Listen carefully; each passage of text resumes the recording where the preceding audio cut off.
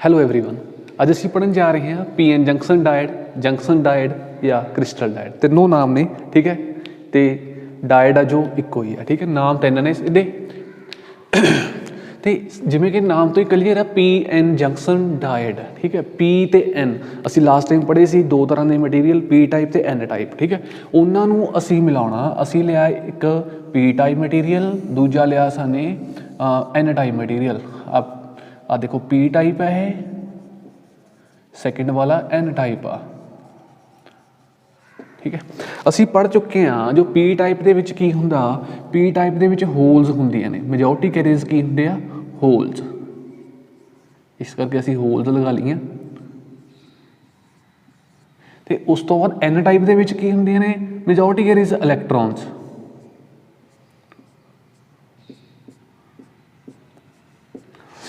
ਹੁਣ ਗੱਲ ਕਰਦੇ ਹਾਂ ਮਿਨੋਰਿਟੀ ਕੈਰੀਅਰਸ ਦੀ। ਪੀ ਟਾਈਪ ਦੇ ਵਿੱਚ ਮਿਨੋਰਿਟੀ ਕੈਰੀਅਰਸ ਇਲੈਕਟ੍ਰੋਨ ਨੇ, ਠੀਕ ਹੈ। ਇਸ ਤੋਂ ਬਾਅਦ ਐਨ ਟਾਈਪ ਦੇ ਵਿੱਚ ਮਿਨੋਰਿਟੀ ਕੈਰੀਅਰਸ ਹੋਲਸ ਨੇ।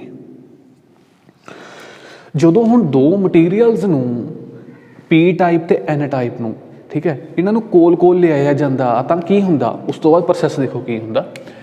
ਜਿਹੜਾ ਆਹ ਵਾਲਾ ਇਲੈਕਟ੍ਰੋਨ ਆ ਨਾ, ਆਹ ਵਾਲਾ, ਇਹ ਵਾਲਾ ਇਲੈਕਟ੍ਰੋਨ ਇੱਥੋਂ ਜੰਪ ਕਰਕੇ ਹੋਲ ਨਾਲ ਜਾ ਕੇ ਜੁੜ ਜਾਂਦਾ, ਠੀਕ ਹੈ। ਹੋਲ ਨੂੰ ਫਿਲ ਕਰ ਦਿੰਦਾ। ਤੇ ਜਿਹੜਾ ਸੈਕਿੰਡ ਵਾਲਾ, ਇਹ ਸੈਕਿੰਡ ਵਾਲੇ ਨੂੰ, ਠੀਕ ਹੈ, ਜਿੰਨੀਆਂ ਵੀ ਲਾਗੇ ਇਲੈਕਟ੍ਰੋਨ ਨੇ ਉਨੇ ਹੀ ਲਾਗੇ ਦੂਸਰੀ ਸਾਈਡ ਤੋਂ ਹੋਲਸ ਨੂੰ ਉਹ ਫਿਲ ਕਰ ਦਿੰਦੇ ਆ, ਠੀਕ ਹੈ। ਫਿਲ ਹੋਣ ਤੋਂ ਬਾਅਦ ਕੀ ਹੁੰਦਾ, ਫਿਲ ਹੋਣ ਤੋਂ ਬਾਅਦ ਦੇਖੋ ਕੀ ਹੁੰਦਾ।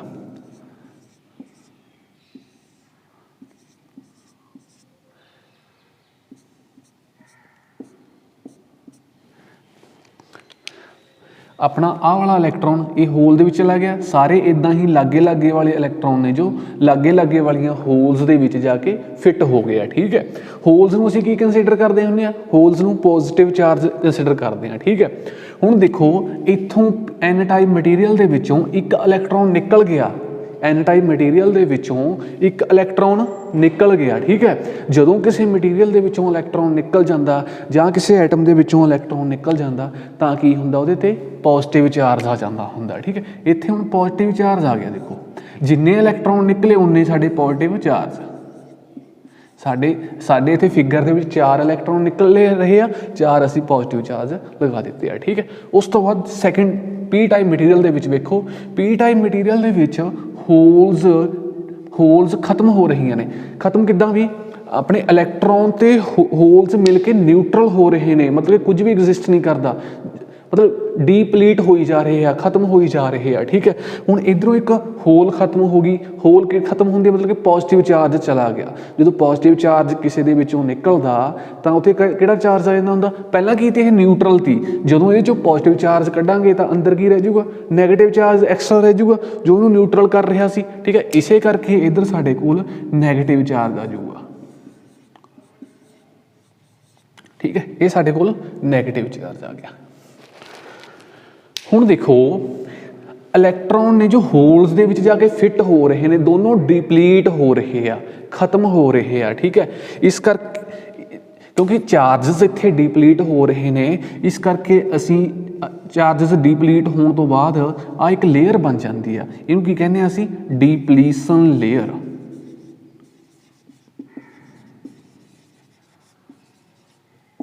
डिप्लीशन लेयर, ठीक है। या पोटेंशियल बैरियर,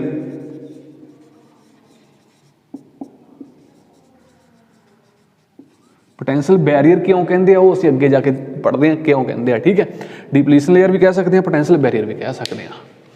हुण देखो साडे कोल की हुंदा स्टूडेंट्स, साडे कोल जदों भी असीं कोई बैटरी वेखदे हां, साडे कोल बैटरी आ, ठीक है। इहदे विच एक 2 टर्मिनल हुंदे आ, लाटू जे लगे हुंदे आ, ठीक है। एक उहदे ते पॉजिटिव हुंदा, उहदे ते दूजा नैगेटिव हुंदा, ठीक है।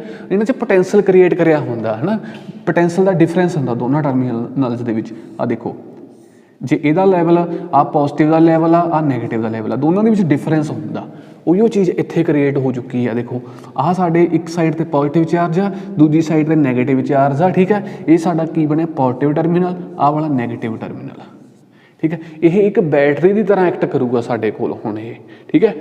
देखो ਲਾਸਟ ਟਾਈਮ ਅਸਾਂ ਨੇ ਜਰਮੇਨੀਅਮ ਤੇ ਸਿਲੀਕॉन ਦੋ ਤਰ੍ਹਾਂ ਦੇ ਮਟੀਰੀਅਲ ਪੜ੍ਹੇ ਤੇ ਦੋਨਾਂ ਤਰ੍ਹਾਂ ਦੇ ਮਟੀਰੀਅਲ ਤੇ ਇਹ ਲਾਗੂ ਆ, ਚਾਹੇ ਅਸੀਂ ਇਹਨੂੰ ਜਰਮੇਨੀਅਮ ਕੰਸੀਡਰ ਕਰਕੇ ਚੱਲਦੇ ਹਾਂ, ਜਰਮੇਨੀਅਮ ਦਾ ਪੀ ਟਾਈਪ ਮਟੀਰੀਅਲ ਆ, ਚਾਹੇ ਸਾਡੇ ਕੋਲ ਸਿਲੀਕॉन ਦਾ ਪੀ ਟਾਈਪ ਮਟੀਰੀਅਲ ਆ। ਫਰਕ ਕੀ ਹੋਊਗਾ, ਸਾਡੇ ਕੋਲ ਡੀਪਲੀਸ਼ਨ ਲੇਅਰ ਦਾ ਫਰਕ ਹੁੰਦਾ, ਠੀਕ ਹੈ। ਡੀਪਲੀਸ਼ਨ ਲੇਅਰ ਦੀ ਲੈਂਥ ਕਿੰਨੀ ਹੋਗੀ, ਵਿਡਥ ਕਿੰਨੀ ਆ,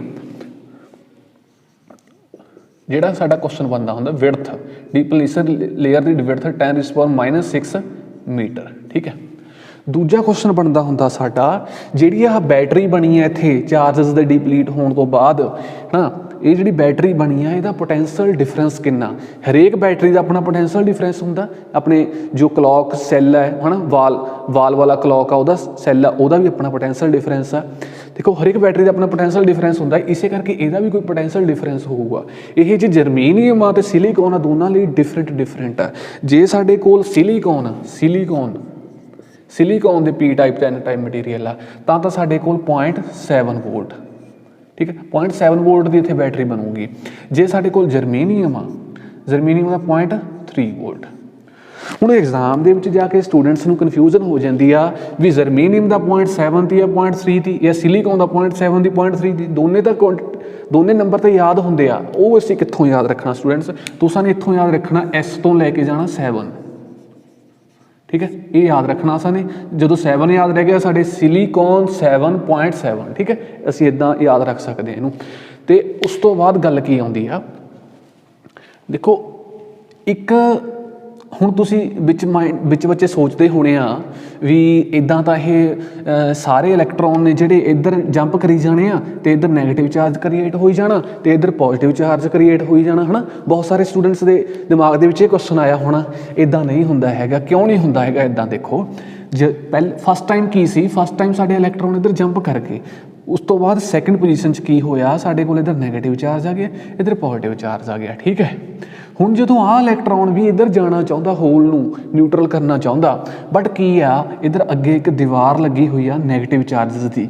ਜਦੋਂ ਨੈਗੇਟਿਵ ਚਾਰਜ ਸਾਡੇ ਰਿਪੈਲ ਕਰਦੇ ਹੁੰਦੇ ਆ, ਠੀਕ ਹੈ, ਅਤੇ ਪੋਜ਼ੀਟਿਵ ਨੂੰ ਰਿਪੈਲ ਕਰੂਗਾ। ਜੇ ਓਪੋਜਿਟ ਚਾਰਜ ਆ ਤਾਂ ਅਟਰੈਕਟ ਕਰਦੇ ਆ, ਠੀਕ ਹੈ।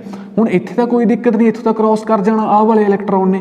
ਜਦੋਂ ਅੱਗੇ ਜਾ ਕੇ ਆਹ ਦੀਵਾਰ ਲੱਗੀ ਹੋਈ ਆ ਆਪਣੇ ਇਲੈਕਟ੍ਰੋਨਸ ਦਾ ਜਿਹੜਾ ਪੋਟੈਂਸ਼ੀਅਲ ਬੈਰੀਅਰ ਬਣਿਆ ਹੋਇਆ ਨਾ ਨੈਗੇਟਿਵ ਚਾਰਜਸ ਦਾ, ਇਹ ਇਹਨੂੰ ਰਿਪੈਲ ਕਰ ਰਿਹਾ। ਇਸੇ ਕਰਕੇ ਆਹ ਵਾਲਾ ਇਲੈਕਟ੍ਰੋਨ ਇਹ ਵਾਲੇ ਹੋਲ ਦੇ ਵਿੱਚ ਨਹੀਂ ਆ ਸਕਦਾ। ਇੱਕ ਲਿਮਿਟ ਤੱਕ ਹੀ ਆ ਸਕਦੇ ਆ, ਜਦੋਂ ਬੈਰੀਅਰ ਬਣ ਗਿਆ ਉਸ ਤੋਂ ਬਾਅਦ ਇਲੈਕਟ੍ਰੋਨ ਇੱਧਰ ਡਿਪਲੀਟ ਹੋਣੇ, ਹੋਲਸ ਦੇ ਵਿੱਚ ਐਂਟਰ ਹੋਣੇ ਸਾਡੇ ਬੰਦ ਹੋ ਜਾਂਦੇ ਆ, ਠੀਕ ਹੈ।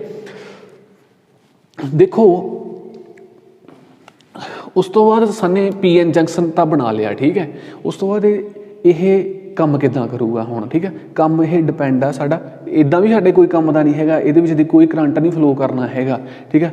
ਕੰਮ ਦਾ ਕਦੋਂ ਬਣਾਇਆ ਜਾਊਗਾ ਸਾਡੇ ਵੱਲੋਂ ਇਹ ਬਾਇਸਿੰਗ ਕਰਕੇ, ਠੀਕ ਹੈ। ਹੁਣ ਅਸੀਂ ਬਾਇਸਿੰਗ ਪੜ੍ਹਦੇ ਹਾਂ PN ਜੰਕਸ਼ਨ ਦੀ।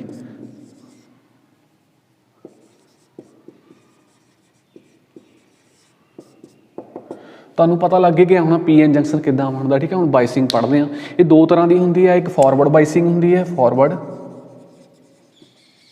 ਦੂਸਰੀ ਵਾਲੀ ਰਿਵਰਸ, ਠੀਕ ਹੈ।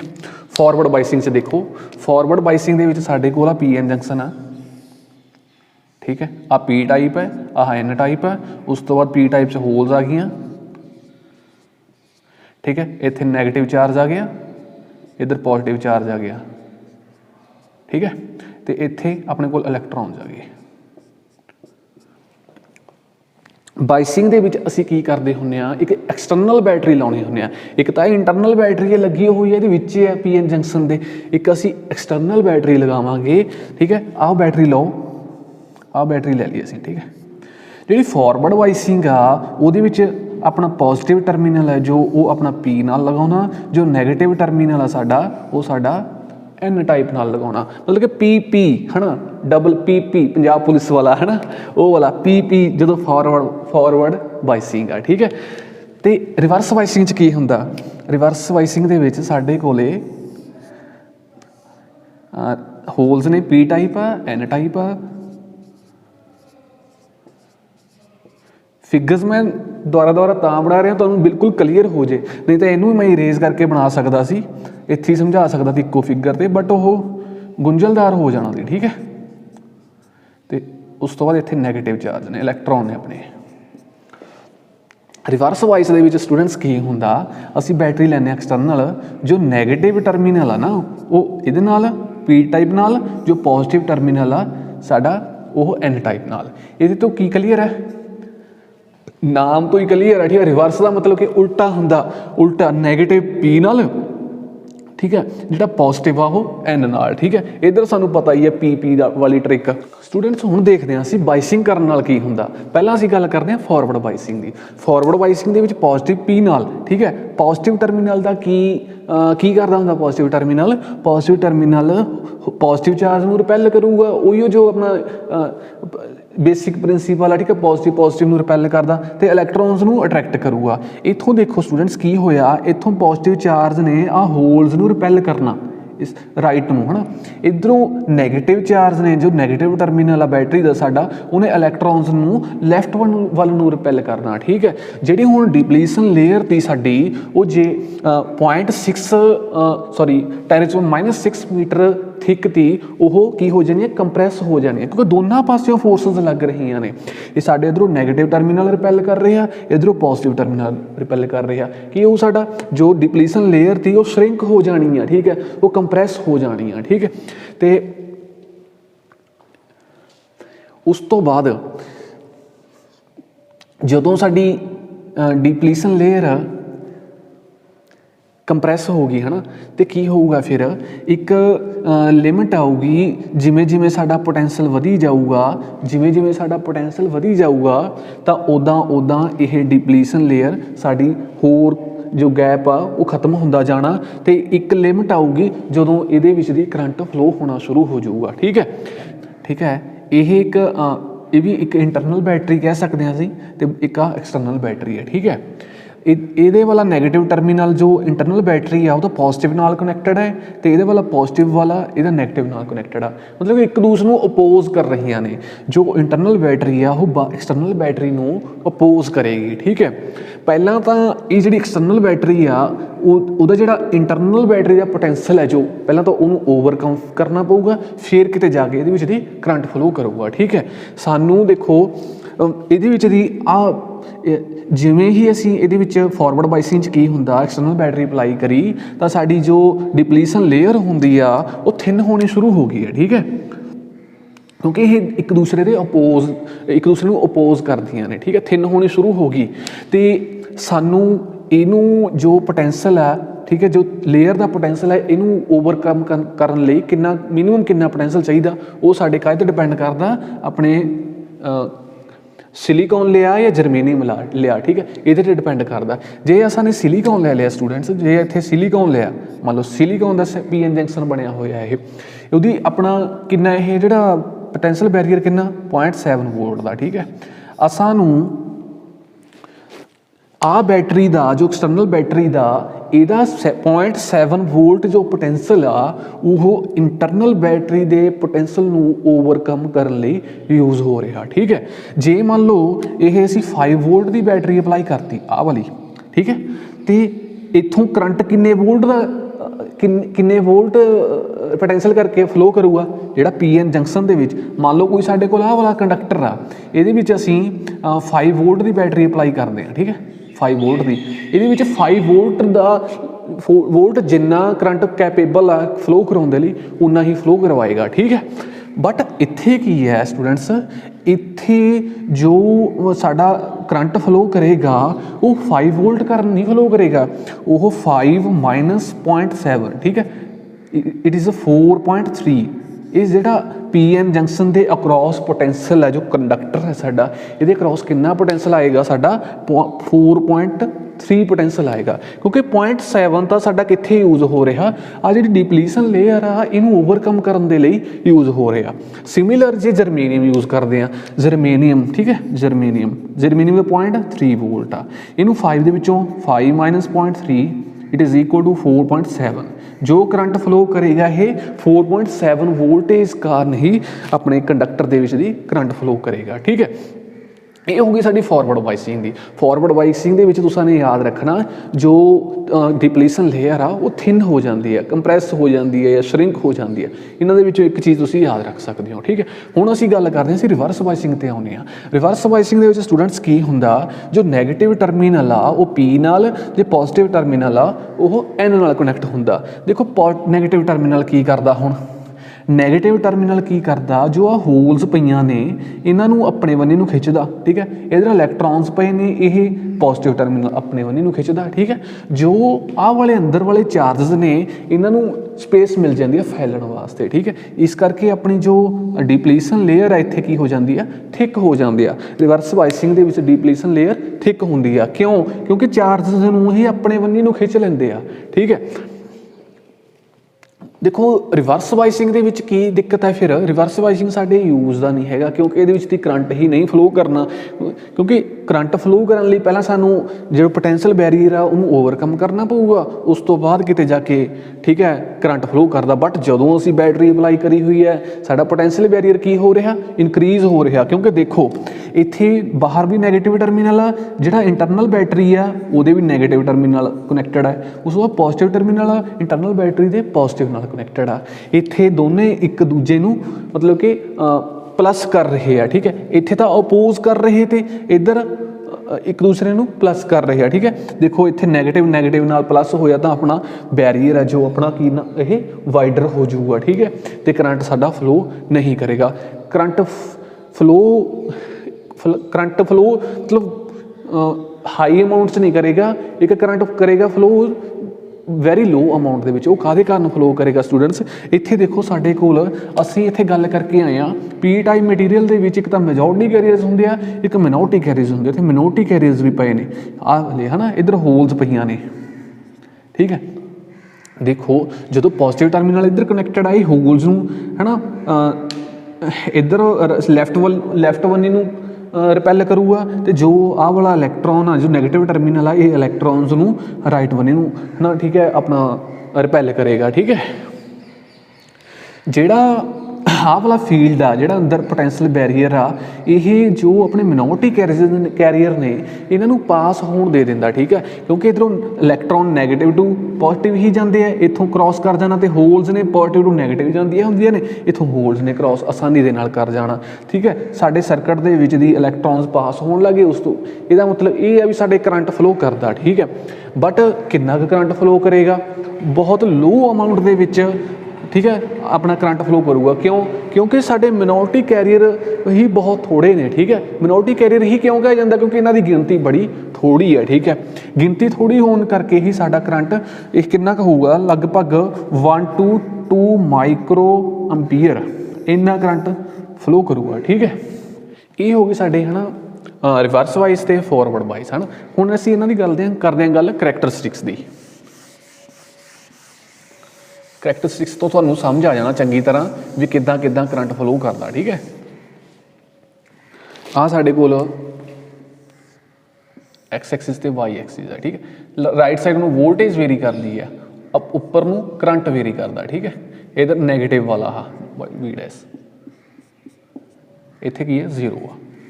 ਇਹ ਸਾਡੇ ਕੋਲ, ਠੀਕ ਹੈ, ਐਕਸਿਸ ਆ ਗਈ। ਅਸੀਂ ਕਰੈਕਟਰਿਸਟਿਕ ਡਰਾ ਕਰਦੇ ਹਾਂ। ਕਰੈਕਟਰਿਸਟਿਕ ਮਤਲਬ ਕਿ ਕਰਵ, ਠੀਕ ਹੈ। ਵੋਲਟੇਜ ਵਧਾਉਣ ਦੇ ਨਾਲ ਸਾਡੇ ਕਰੰਟ ਦੇ ਵਿੱਚ ਕੀ ਵੇਰੀਏਸ਼ਨ ਆਉਂਦੀ ਆ ਉਹ ਅਸੀਂ ਕੱਢਣ ਜਾ ਰਹੇ ਹਾਂ, ਠੀਕ ਹੈ।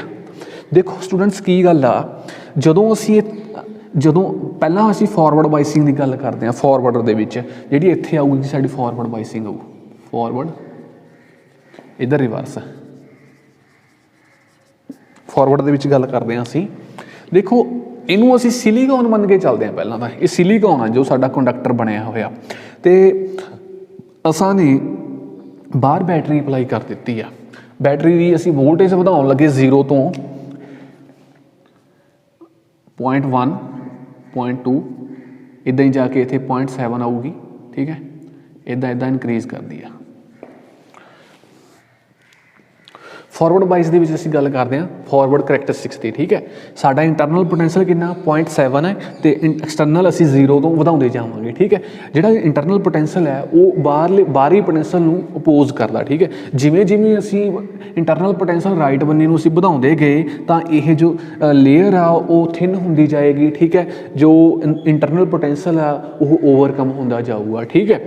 ਤੇ ਕੁਝ ਜਿੰਨਾ ਚਿਰ ਤੱਕ ਅਸੀਂ 0.7 ਤੱਕ ਵੋਲਟੇਜ ਅਪਲਾਈ ਨਹੀਂ ਕਰਦੇ ਉਹਨਾਂ ਟਾਈਮ ਤੱਕ ਬਹੁਤ ਥੋੜ੍ਹੀ ਅਮਾਊਂਟ ਦੇ ਵਿੱਚ ਸਾਡਾ ਕਰੰਟ ਫਲੋ ਕਰੇਗਾ ਇੱਥੇ 0.7 ਤੱਕ, ਠੀਕ ਹੈ। ਉਸ ਤੋਂ ਬਾਅਦ ਕੀ ਹੋਊਗਾ, ਜਦੋਂ ਅਸੀਂ 0.7 ਤੇ ਪਹੁੰਚ ਗਏ ਤੇ ਉਸ ਤੋਂ ਬਾਅਦ ਇਨਕਰੀਜ਼ ਕਰਿਆ ਅਸੀਂ ਬਾਹਰੀ ਪੋਟੈਂਸ਼ੀਅਲ, ਫਿਰ ਕੀ ਹੋਊਗਾ, ਸਾਡਾ ਗ੍ਰਾਫ ਹੈ ਜੋ ਸਾਡਾ ਕਰੰਟ ਹੈ ਉਹ ਲੀਨੀਅਰਲੀ ਵਧਣ ਲੱਗ ਜਾਊਗਾ। ਜਿਵੇਂ ਜਿਵੇਂ ਅਸੀਂ ਵੋਲਟੇਜ ਵਧਾਈ ਜਾਵਾਂਗੇ ਉੱਦਾਂ ਸਾਡਾ ਕਰੰਟ ਵਧੀ ਜਾਊਗਾ। ਦੇਖੋ ਸਟੂਡੈਂਟਸ, ਇੱਥੇ ਤੁਹਾਨੂੰ ਆਪਣੇ ਜੋ ਕਰੈਕਟਰਿਸਟਿਕ ਆ ਸਾਡੀ, ਜੋ ਗ੍ਰਾਫ ਹੈ, ਜੋ ਲਾਈਨ ਹੈ ਸਾਡੀ, ਇਹ ਆਪਣੇ ਨੀ ਦੀ ਤਰ੍ਹਾਂ ਲੱਗ ਰਹੀ ਹੈ, ਠੀਕ ਹੈ।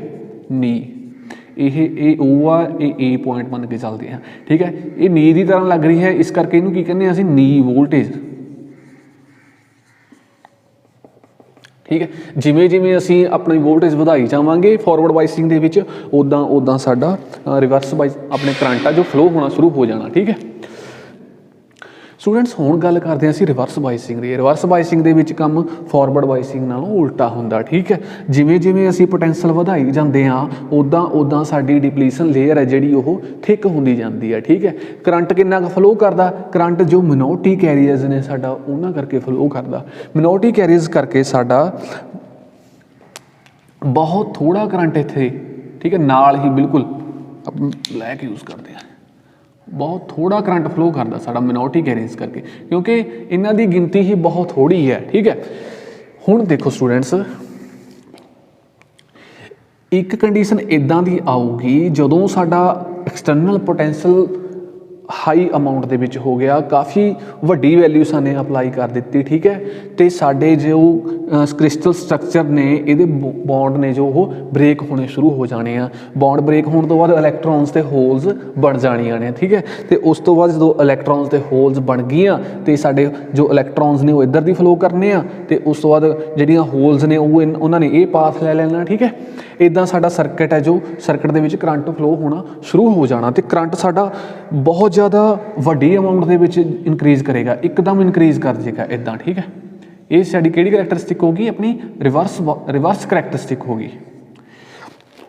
ਇੱਥੇ ਇੱਕ ਬ੍ਰੇਕ ਡਾਊਨ ਆਉਂਦੀ ਹੈ, ਇਹਨੂੰ ਆਪਾਂ ਬ੍ਰੇਕ ਡਾਊਨ ਵੋਲਟੇਜ ਕਹਿੰਦੇ ਆ, ਜਿੱਥੇ ਆਪਣੇ ਪੀਐਨ ਜੰਕਸ਼ਨ ਦੇ ਬੌਂਡ ਬ੍ਰੇਕ ਹੋ ਜਾਂਦੇ ਆ ਇੱਕਦਮ, ਠੀਕ ਹੈ। ਉਹਨੂੰ ਅਸੀਂ ਕੀ ਕਹਿੰਦੇ ਆ, ਬ੍ਰੇਕ ਡਾਊਨ ਵੋਲਟੇਜ। ਉਹ ਕਿਹੜੇ ਪੁਆਇੰਟ 'ਤੇ ਆਊਗੀ, ਇੱਥੇ,